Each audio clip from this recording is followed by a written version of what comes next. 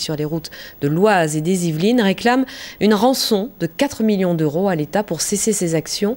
Il demande également la baisse de la fiscalité, mais aussi l'expulsion de tous les étrangers sans papier. Édouard Dacosta. Un pistolet mitrailleur au milieu d'une étoile, avec les initiales FNAR comme Fraction Nationaliste Armée Révolutionnaire. C'est une lettre avec ce logo qu'a reçu la rédaction de Paris Match. L'hebdomadaire a décidé de la publier avant de la remettre à la police. Le mystérieux groupe revendique 8 attentats à l'explosif sur des radars automatiques de l'Oise et des Yvelines depuis 9 mois. À chaque fois, comme ici à Conflans-Sainte-Honorine, le radar est totalement détruit.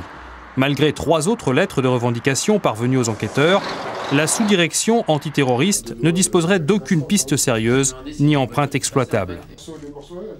On ne sait pas si on peut attribuer ces événements à un groupe d'extrême gauche ou d'extrême droite, ou alors éventuellement à un individu isolé ou à un groupe qui chercherait à s'amuser, mais c'est un mauvais jeu, en défiant l'État. Agissant toujours en pleine nuit, les tueurs de radars menacent désormais de passer à la vitesse supérieure si leurs revendications restent dans l'impasse.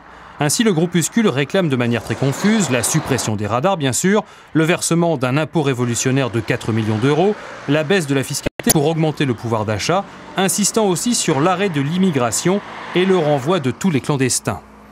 Même s'il n'existe aucun lien avéré entre les deux affaires, l'apparition des FNAR n'est pas sans rappeler les méthodes du groupe AZF il y a 4 ans. Après avoir caché 2 bombes sur des voies ferrées, les maîtres chanteurs d'AZF avaient réclamé une rançon de 4 millions de dollars et d'1 million d'euros pour arrêter leurs actions. Après une remise de rançon par hélicoptère complètement ratée entre policiers et malfrats, le groupe AZF s'était définitivement envolé, aucun de ses membres jamais identifié. La SNCF a réalisé en 2007 un bénéfice